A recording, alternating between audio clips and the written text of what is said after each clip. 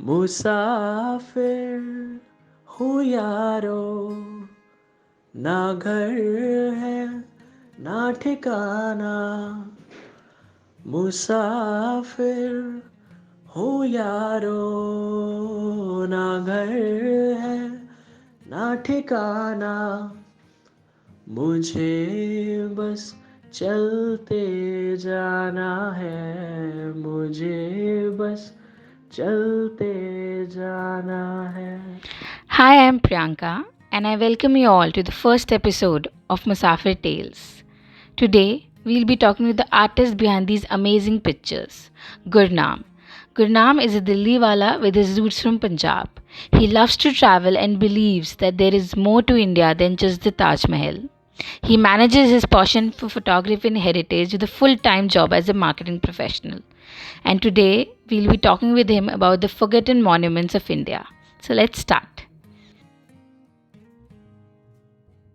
Tell us, how did your love for monuments and how did your Instagram page developed, and what was the idea behind it, and what was your inspiration behind it? So it's difficult. I mean, the reason that I started an Instagram page, of course, it was Facebook at that point in time, and this new platform had come in.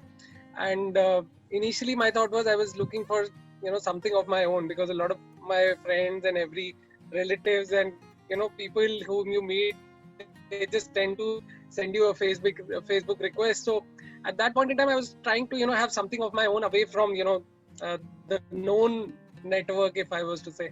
So I thought, okay, let me start this page. And one of the reasons I started that page, because I had moved into a new job which allowed me to travel. And one of my first city that I visited during my when I started with that job was Kolkata. And post Kolkata, I visited this place called Loktak Lake. So if you scroll down to the first photograph, and it will be of Loktak. So it is a lake in Manipur. It is Okay. an amazing place. So I was really fascinated by it, and that's how I thought, okay, let me start a page. I clicked a few photographs. I mean, back then the camera phones were not really good, so it was almost like 7 years ago, 2014. And so I thought, okay, whatever it is, let me just share my experience on this new platform which has come in. So that's where it started. And regarding monuments, um, I mean, it's difficult to say. We are the heritage we have is very, very immense and amazing. I agree. So probably it was, I can relate it to Surabhi. Surabhi, if you remember the television show which used to have, these two hosts on Doordarshan, and they used to talk about history, culture, places, and all those things. Yes. So somewhere, in the subconscious, those things, come back to you at some point in time when you move ahead in your life. And of course, as there was history and geography, the two subjects that I loved. But history, I wasn't able to remember dates, but I loved the photographs in the NCERT textbook. So that was one thing. And of course, I was good with maps, and loved drawing and coloring those maps, and of course taking out rivers and mountains and highlighting those things back in school. So I think it was a mix of everything, which once you start moving out of your native city together, and a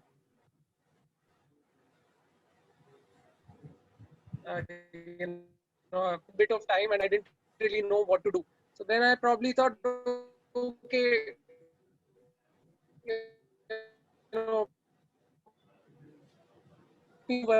let me move around, let me explore the city and get a sense of how the city is. So that's where it all started. So it was a mix of things, actually.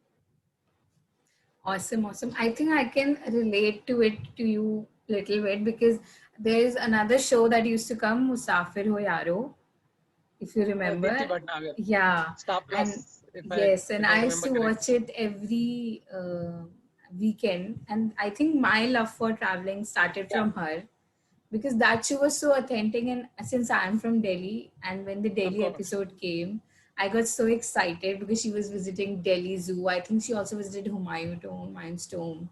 So yeah, I can totally relate to you on that part. Right. I think so. Yeah. About how you got fascinated with the lake that you went till now, which Yeah. monument fascinated you and blew your mind, the history of which monument just blew your mind, and what was the reason for it? I mean, that's a very very difficult question to answer. I mean, there are many. I mean, having traveled across the country, I mean, just probably just barring the northeast, I've completed trips to all the states. Have visited so many monuments and historical places. It's difficult to say, but Delhi remains close to my heart, and the one in the background, Humayun's tomb, of course, one of the initial few that I visited. I started visiting. Of course, as a kid, you are in a Delhi school, so you've always been to Lodi Garden for picnics. Yes. Those from school. So that ways, I think, of course, Humayun's tomb remains one of my favorite monuments. Of course, the history is very very intriguing, but there are many. I mean, you look at Hampi, for example. I was always intrigued by Hampi's history. I mean, given that it was the most prosperous region of the country and the empire. I mean, and then of course the history states that everything vanished. So I think it's difficult to say, but Delhi remains close to my heart. Humayun's tomb, of course, it's like the Taj Mahal of Delhi, as they say. But yeah, so I think that Humayun's tomb would be one of my favorite. Okay, so the third question I want to throw at you is that which one of the monuments had the craziest history? Because I know some of these monuments like are built out of revenge, some of them are built out of spite, some of them are because a lover wanted to gift it to his or her lover. So which of one of them, according to you, had the craziest history? No, again, I mean, it's a difficult question again, but I think there are many. I mean, you look at Delhi itself, you look at Rajasthan, you move to MP, you move down south, and even Maharashtra for that matter, given the number of forts that it has because of the Maratha Empire. I mean, you know, to pinpoint one is very very difficult. But I think one of the intriguing things was that some of the Mughal emperors, what they used to do is build their tombs or start building their tombs even before they died. So they decided that, okay, I want to build a tomb for myself even before and actually, so I built it on my own and you just have to bury me there. So I think one of those that was very very intriguing. Some of the emperors who had built their own tombs. So I think that's one important aspect of it. But to pinpoint, if there are many. I mean, it's difficult to have actually a list. The list will be very very long. So Okay, this brings me to another question that we have seen a spurge in travel bloggers and travel influencers, and what do you think, according to you, how, because we have seen there are n number of monuments around India, inside India, and some of them are fading away. We don't read them in our textbooks, in our history books, and so, how can the travel influencers or travel enthusiasts help these monuments from fading away and help bring governments what do you call attention to saving these monuments? no, of course, I think, see, it's what we need to understand as a community, that it's part of our heritage. I mean, whatever religion, the monuments are part of our heritage. It is it is up to us to take it forward and make it survive for the next generation. Of course, the government can do a certain bit. See, because there are many monuments even in Delhi which are kind of encroached, which are now slowly almost they are crumbling down. So I think it's up to us, and it has to be a public and private partnership kind of a model, which probably can help these monuments survive. Of course, we've seen how the Aga Khan Trust has transformed Sundar Nursery. Sundar Nursery, Of yes. course, they've done, yes. I mean, entirely, if we look at it, the Nizamuddin area has been Mm. taken care by them. So I think it has to be an ownership has to come from the community and citizens in general. I mean, you go abroad, people take care of such kind of heritage. One of the things that I don't like, people, scribbling on monuments. I mean, I've seen that the ASI has done the the restoration work, and even after that, people have scribbled their names or whatever. I don't want to get into that. We all know how things are there, but the idea is, see, it's our monument. I mean, it's our heritage. People come from across the world to to Delhi or to anywhere across the country to actually understand the history of that particular place. So it has historical importance, and it's up to us as citizens of the country to take care of them. Coming to travel bloggers, I think you know uh, of course many of them focus on traveling to the majorly tourist places, because that's what attracts a lot of people. That's what that probably brings them in the limelight. But I think if you look beyond the touristy places, there's lots. I mean, just as an example, not many people know that Dwarka also has a Bauli, right? It's called the Lohara Hedi Bauli. It was a village back then, but not many people know that. And of course, there is a Bauli in Munirka as well, Yes. right? So I mean, those are the kind of things. If you know try exploring your city, there are a lot of things, and it goes for every city, or because our culture and heritage is so huge. India has so many diverse cultures that if you move out, probably one lifetime would not be enough to cover everything. So yeah, I mean, Yeah, I can totally agree with you. Yes, and even Delhi only has so many Baulis, so many of of course, them. some of them vanished because they were not taken care of, and neglected. Of course, a lot of things happened, urbanization or whatever you may call it. But we lost a few of them, but we still have a few. So I think we can probably work towards making them survive for a longer period. But yeah, Yeah, I mean, I don't remember the exact name, but a few years ago, it was just a random park behind a residential area, and someone took me there. That there's this amazing historical place, and it's unknown. And I went there in the Bauli. There, it was so beautiful, and I just couldn't believe myself that it's middle of nowhere, and right, no, it was not taken care of. There was no police guard. It was just locals only staying there and spending time.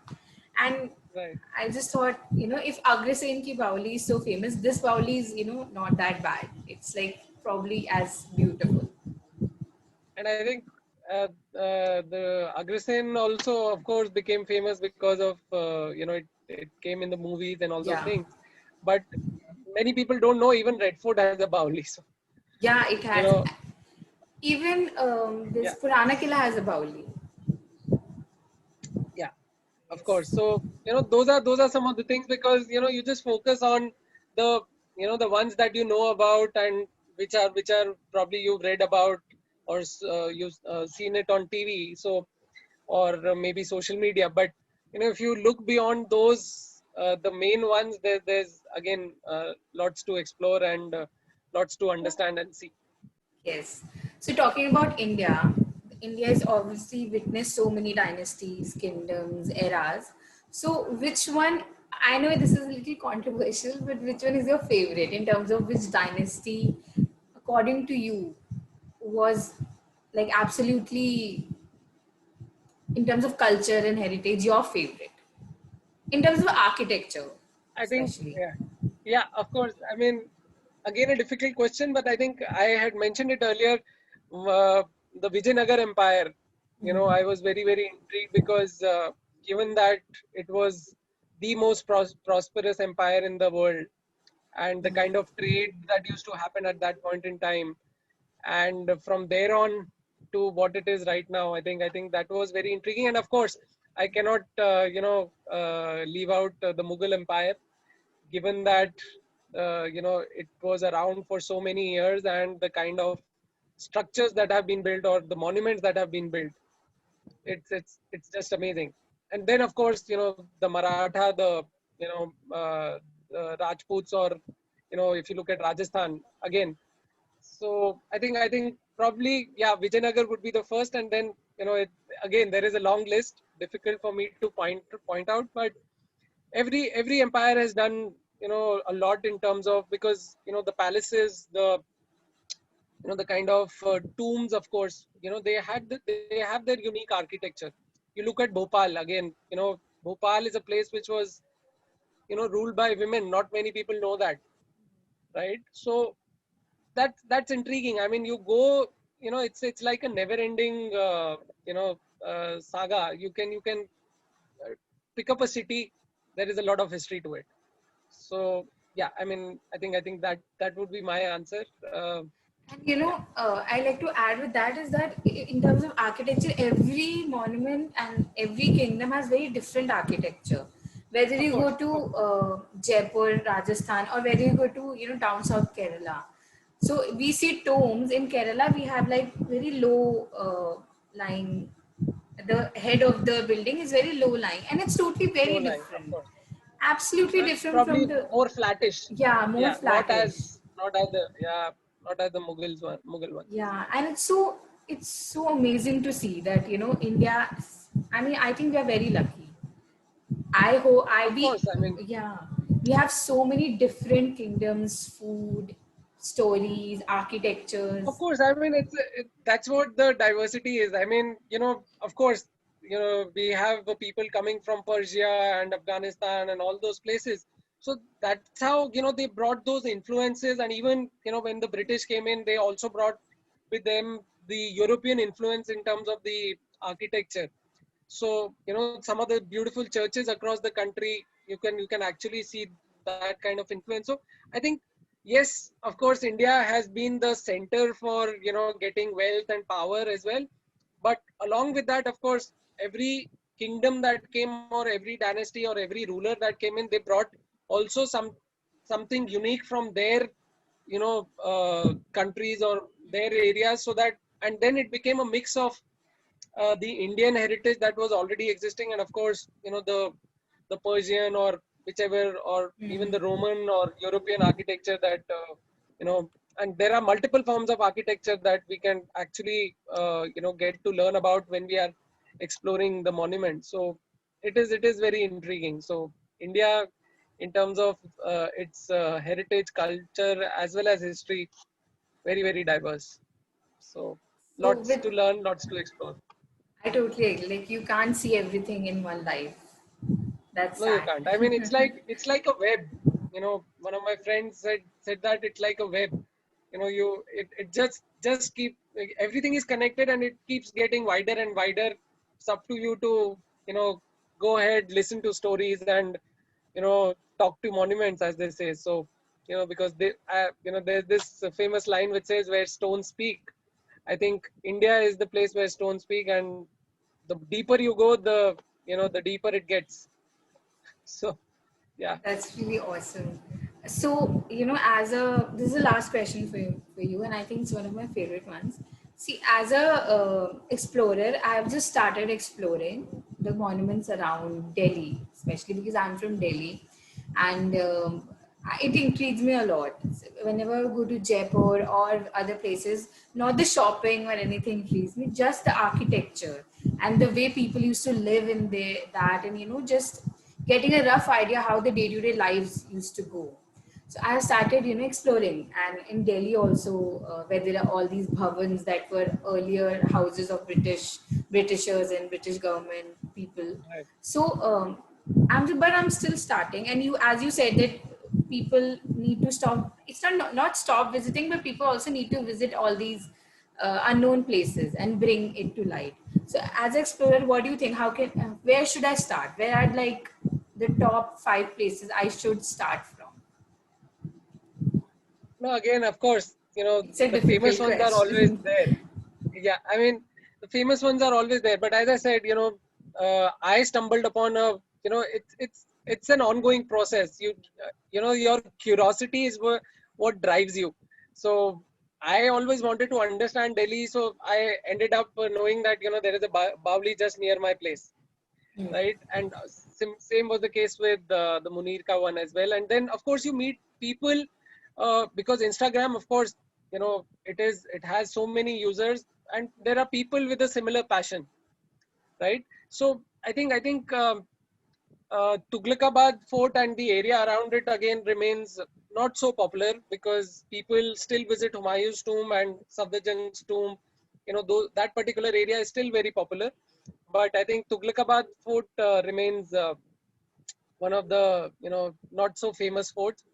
Given the history behind it, it is very intriguing. And then a lot of places in Chirag Delhi, there are, I know those are by lanes which you have to move around and try and find those places because there are houses that have which have been built, so there is a lot of encroachment, but there are monuments. In fact, even I have not explored that particular area, so that's one area that even I need to explore. And then of course there is Mehrauli, Hmm. the Mehrauli Archaeological Park, and once you move out of the park and the actual Mehrauli village, I think that area also remains very, very, the horses Shamsi, is one of them. So, and the Jahaz Mahal is there. So, those are the kind of places I think you can start exploring. Of course, then you go deeper, the area around Qutub Minar.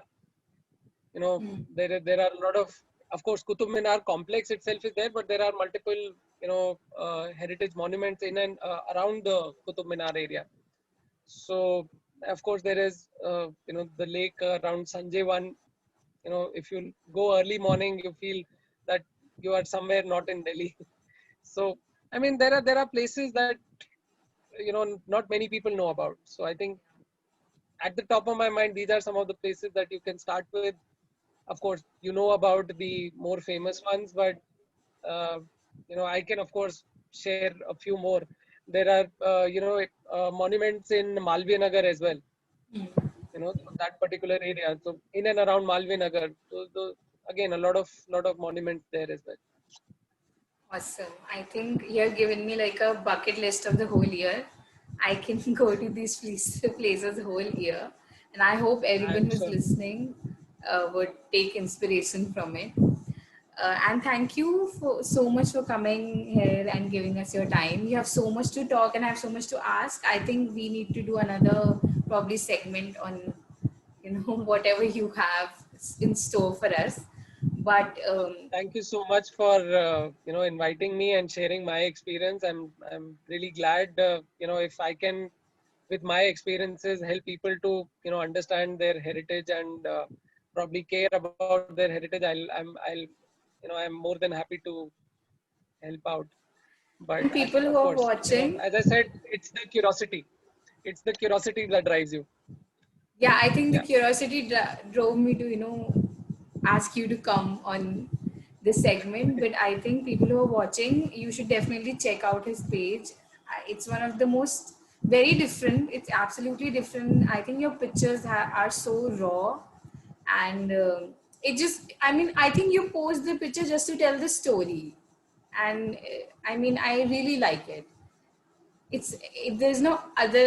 I think Yeah, there's no other yeah, message. agenda It's just behind I it. I want, mean, yeah. see, yeah, so my again as I said, of course people, if I talk about people from outside the country, they know about Taj Mahal, they are intrigued because it is one of the seven wonders, but there's more to India beyond Taj. I think that's what I, I it's an onus on me that I share with the world that, look, India has lots to offer, apart from the Taj, and every state becomes like a country in its own sense, and you explore it, you get those intriguing places and monuments to learn about. And when you talk about raw, that one of the reasons is that I don't really change the whole dimension of the picture. I mean, I'm a phone photographer. I don't have a DSLR. I've always wanted to have one, but given that I have so much of travel in my job, it becomes difficult for me to actually carry a DSLR every time I go to the airport and pull it out. And so DSLRs are like a baby. You have to handle them very carefully, right? So one of the reasons is the pictures are very, very raw because I use my phone. So I mean, probably a few photographs which might be from a friend's DSLR, but till now I've been using my phone. So yeah, it is kind of comfortable. I've become very comfortable with them. One of the things that you cannot really do with a phone camera is, of course, wildlife photography, but monuments and everything, you can still capture it with your phone. Yeah. So Yeah, I totally agree with you. Thank you so much for coming. Everyone who is watching, I'll tag his Insta handle under the caption section, and you can definitely check out and then follow him for your daily dose of inspiration. Thank you so much thank for thank you coming. so much, Priyanka. Thank you for having me around. I mean, it's a pleasure, and you know, uh, I mean, I try and be behind the camera more than in front of the camera. But thank you for this particular Yeah. opportunity to share my travel experiences. And So yeah, I think I was successful thank you so much. in bringing you in front of the camera. I'll take all the credit. Yeah, you can definitely, you can.